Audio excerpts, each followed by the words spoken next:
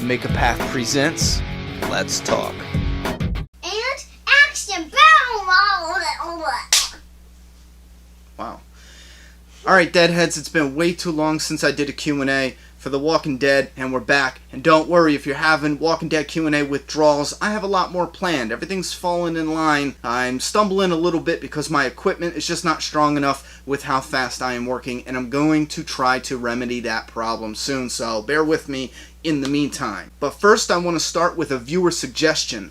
This is one I love and I hope it works. From this point on, the rules for the Walking Dead Q&As will be in the description, so look down there to participate in the Q&As. I really hope that works because that will make it a lot easier. One, I don't have to repeat myself in every single Q&A, and two, you don't have to hear me repeating myself in every single Q&A. You want to participate in the Q&A? Check the description. Also, I want to put a new warning. I'm going to put this out there because I see sometimes when someone posts a theory in the comments section and I'm like, well, why would they do that? Why would the characters do this? How does that make sense? This, that, and the third. Some people get kind of defensive and they're like, oh, dude, chill, that's just a theory. You know what I mean? And I don't mean to come off as in immediately saying your theory or idea is no good. I am a creative process junkie. That's how I am. And I'm blunt, I'm brutal, I'm right to the point. Because if you don't know why your characters are going to do something, you know, the audience won't have a clue why they're doing it either. That's why I like doing that. And sometimes I don't realize I come off a little rough around the edges when it comes to figuring out why you think that's going to happen and disproving theories and supporting others. So that is part me. I gotta chill out a little bit, but I just want to put this out there. As long as we're communicating and everyone's understanding that it's no hard feelings, we're good. And the last thing I want to talk about is Skybound has a gift for you, the Walking Dead fans. Now, they had a sale, a Memorial Day sale recently, and I picked up two shirts, Negan and this one. This one, oh man, I've been wanting this shirt for the longest time since I seen Norman Reedus rocking this shirt like 2 years ago. Check this out. How awesome is that? I love the color, I love how the image is down on the corner, and I love the contrast between this subtle, neutral, calming tan, and then that blood red and that zombie right out of the comic book. Love it. Absolutely love it. This became one of my favorite shirts of all time right now. This is my favorite shirt. And I do plan on getting more of them, some to keep new. That's how much I love this shirt, no lie. Also got this really awesome Negan shirt. You have the Walking Dead comic book logo on the back, and this thing is just epic. This is one of my favorite covers too, especially with Negan on it. And if you're a comic book fan, you know the one I'm talking about. Skybound does not pay me to say this. They don't shower me with gifts to say this. I am a fan of the Walking Dead comic book, and I'm a fan of Skybound as a company because I believe in what they stand for. I contacted Skybound and said, listen, I'm showing off some of your shirts. The sale kind of ended. Do you have anything else going on? And they said, no, there's no other promotions. However, they came back and said, you know what? We're going to make a special discount code for you guys. You guys get 10% off throughout this month. You have the entire friggin' month. So if you put Ronnie10, and this works not only at the Skybound shop, but at AMC's. Shop the AMC Walking Dead. Trust me, I'll put the proper names down here because I'm rushing through this, but it works in 2 different online shops. This is an exclusive code for us. I mean, I'm going to put it out there for as many people to use as possible, but damn, that was nice of them. I thought that was absolutely awesome. We got t-shirts, they got the figures, they even sell this Rick Grimes statue, so if you have your eye on that, I mean, check out their shop. I even made a video about what they sell specifically on that online shop on Skybound's, and you already know the AMC's. Chances are, if you're a Walking Dead fan, you've been there before. Alright guys, listen, I'm sorry that took forever, and I know I'm going to continue to try to talk as fast as I can to get this Q&A video shrunk down a little bit. Let's talk The Walking Dead Q&A number 50. Oh, where did you come from? Holy crap, I got ghosts. Alright guys, let's start this off, and since it's Q&A 50, a little milestone, we're going to do something a little different. If you ask a ridiculous question, we're going to roast you a little bit, alright? Kind of poke fun, tease a little bit. Listen, again, don't be sensitive, no hard feelings. We just got to have fun with some of the more out there questions. Alright, let's start it off SCIG Knight. I personally like this idea, and it's probably not necessary, but do you think Heath should be a girl and Denise be a guy? No, that's absolutely ridiculous. Look, we're going to start the very first question off as being a roast. That makes absolutely no sense. Why in the world would you even do that? Not only that, can you picture calling a girl Heath, calling a guy Denise? For what reason? For how do I don't, no, we're moving on. Sorry, bud. There's no reason to do that. Sebastian Hernandez. Lizzie said she heard the walkers talk to her. Do you think it was the whisper? What? How did we get 2 in a row? Now did we start at a roast? No, that was not the whispers. She was clearly crazy. She was nuts. Like this one. She's crazy. Holland Jimenez. What do you think would have happened if the governor became good and didn't kill Herschel and he joined Rick's group? Bud, you pretty much answered your own question. Robert Jurgensen. I don't play the video games or have any consoles. How could someone like me play the Walking Dead game? Wait a minute. Is that a trick question? If you don't play video games or have any console... Yeah, you're messing with me, dude. That cannot be a real question. But if you don't play video games, I'm sorry, you're not going to play video games. But if that's a serious question and maybe it was worded wrong, if you don't, get the consoles that it's built for to play on, you're not going to play the game. It's just that simple. Do they make it for the PC? I mean, that's an option, I guess. King Snicklefritz. Yo, Ron, I'd hate to see Rick killed off, but do you think they should make him a bad guy before they kill him off later in the show? No, absolutely not. That kind of washes away the beginning, doesn't it, Turtle Crew. Did you like Tyrese's death in a TV show? No, I did not. I thought it was underwhelming, and, I liked it for what they were going for.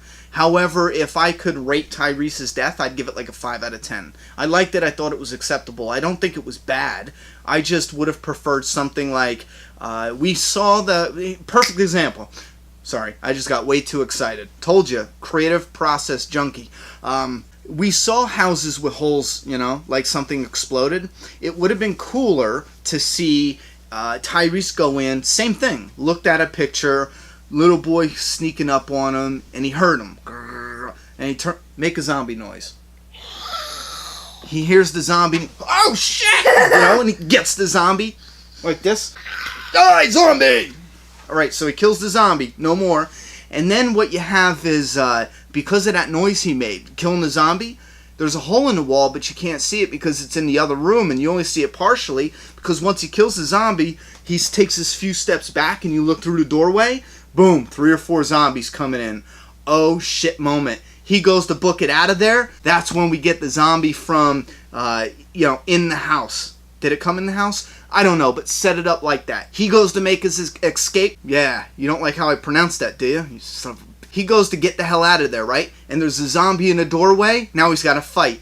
In the middle of fighting, he's badass. He's just leveling him, One gets him when he's just not looking. He's too surrounded. Let's say he's fighting this way, this way, this way. One gets him right on the underbelly of the arm right here. Takes a chunk out. It's too late, so he has to do what they had him do, which is hold 2 zombies back while they both, dig in deep. And it's like a warrior's death. He's just going at it. And he takes them out. There's like 5 walkers, 5 zombies, just crushes them, okay? That's how I want Tyreese to go out. Because, look he had a hard time dealing with 1 walker. That's inconsistent with the Tyreese we saw in Season 4, taking out all those walkers. And then Season 5, the premiere episode, taking out a couple walkers, lifting one in the air, and performing the ultimate body slam onto that wooden spike or whatever. So it's inconsistent with the Tyreese battling we saw before. That's how I would argue Tyreese going out. Like a fucking warrior, man. Don't worry, she left the room. Yeah, you were going to get me for bad parenting, huh? Nice try. I'm still here. Damn it, Juliet! Oh, and Tyreese, I would have nicknamed that Fight and Bite. Use periods, people. Please! Tina Hobbs, what story arc are you looking forward from the comic brought into the TV show? And then you go on to give me a couple compliments. Listen, thank you very much. I do appreciate you guys. I know, Tina, you comment a lot, and thank you very much for that. And I appreciate you guys participating in the Q&A. You and everyone else. I don't say thank you enough, so I want to, put that out there. My favorite story arc to bring into the comics would easily be Whispers into Screams, because that is the very first story arc as a comic book reader I read and actually got the chills. Zombie apocalypse stories, zombie stories in general, they're supposed to be scary. They're supposed to be creepy. They're supposed to be chilling. This was the first one in the entire comic. Everything else was awesome and interesting. This is the first one in this horror survival where I legitimately was creeped out. It was chilling. And I think on TV, it could be one of the most powerful scenes. However, we might not get to that point, unfortunately, which is completely heartbreaking as a fan of the comic. But right now, something current, I would have to say the No Way Out story arc. I'm so looking forward to that, absolutely. Stoy Video. I think you told me how to pronounce your name before, and I completely forget. Oh, I love you too.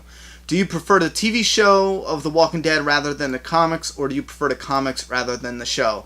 Listen, bud, to be honest with you, I've never been in a predicament, and I don't know if anyone else out there have been in the predicament where they would actually have to choose, do I watch the show or do I read the comic right now? You know what I mean? I enjoy them both separately. I don't see a need to pick. I mean, I get where you're coming from. I do it with I Am Legend, by the way, which is not a zombie story. It's a vampire story, okay? Breathe. I Am Legend is one of the most amazing stories I've ever read about post-apocalyptic vampire tales. The story is one of the best. If you haven't read it, if you do read that. It's amazing. The book I Am Legend did it better than the show I Am Legend. However, with The Walking Dead, I enjoy them both differently. I enjoy the story in the comic, and I enjoy the visuals there as far as the drawings, the artwork. However, the movie, or the show rather, I enjoyed those visuals. I enjoyed that emotional bond with the characters because they're real people and you can see them. So I don't prefer one over the other. There's no need. I don't have a need to. You can like one over the other. That's absolutely fine. Me personally, I enjoy them both almost equally. I will say though, if this helps, I put more stock in the comic because the comic is something that I will probably continue to enjoy for years to come, longer than the show. The show, unfortunately, will come to an end one day. As sad as it is, yeah. The comic can continue and continue. So yeah, I do put more stock as far as a fan. I'm not worried about the comic running out. The show, I get a little nervous that it's going to be ending in a few years. Jaden Fisher, what would be your all-time favorite The Walking Dead quote, comic and TV? Yeah, can you get that purple thing over there? Sure.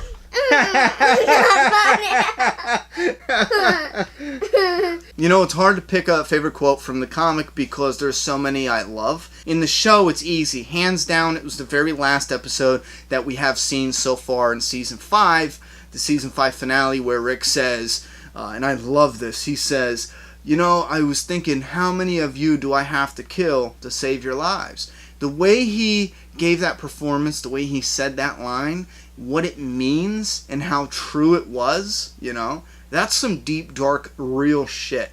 That's real talk right there. That was epic in my eyes. Whoever wrote that line fucking killed it. They killed it.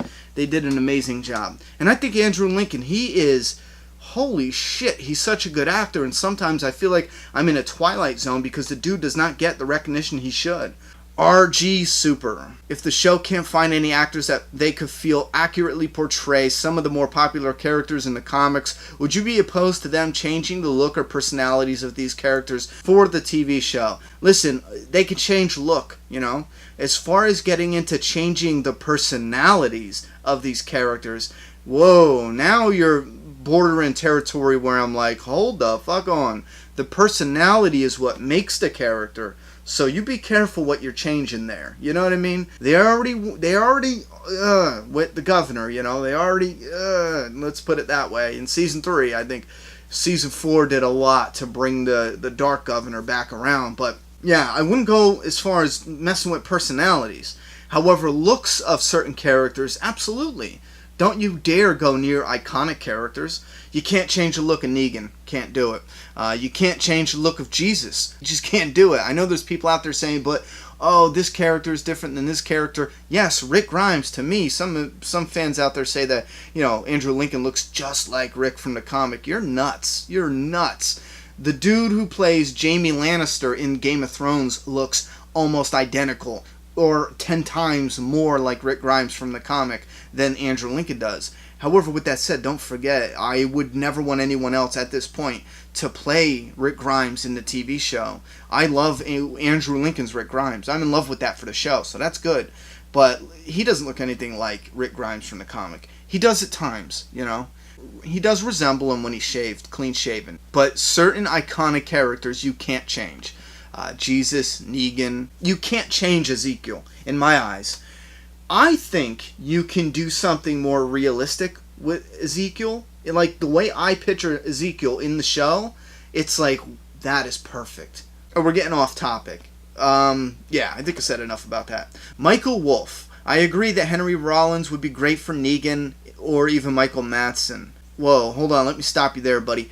Who do you agree with? Because I say over and over Henry Rollins is a horrible choice for Negan. And listen, I like Henry Rollins. I like Henry Rollins. I don't like him for Negan. Doesn't fit at all. Listen, Robert Kirkman was a fan of Sons of Anarchy. He used Henry Rollins and his look as a biker in Sons of Anarchy as a starting off point to tell Charlie Adler, listen, this is how I want them to look, whoop-de-whoop. That was not the person that Kirkman was like, oh, that's Negan, that was not it.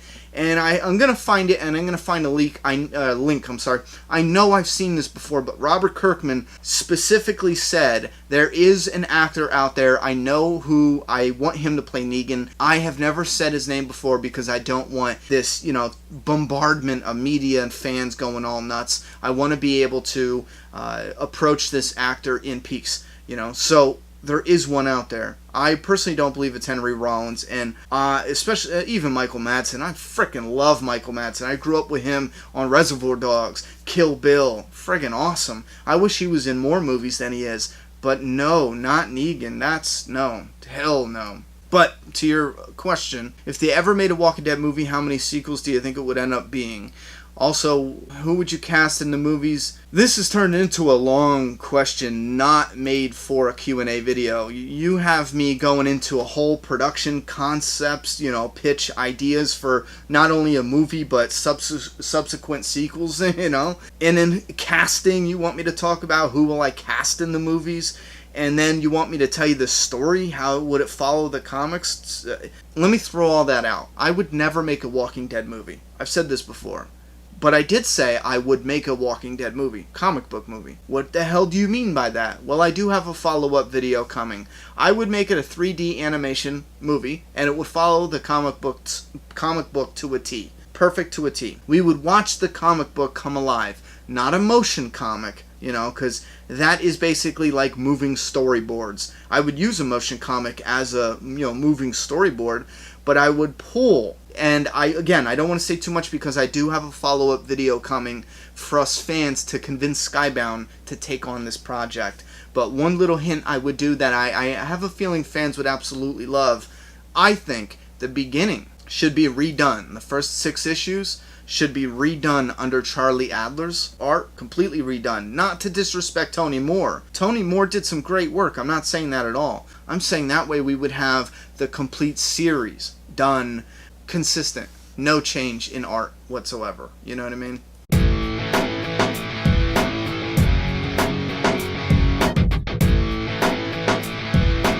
Subscribe now.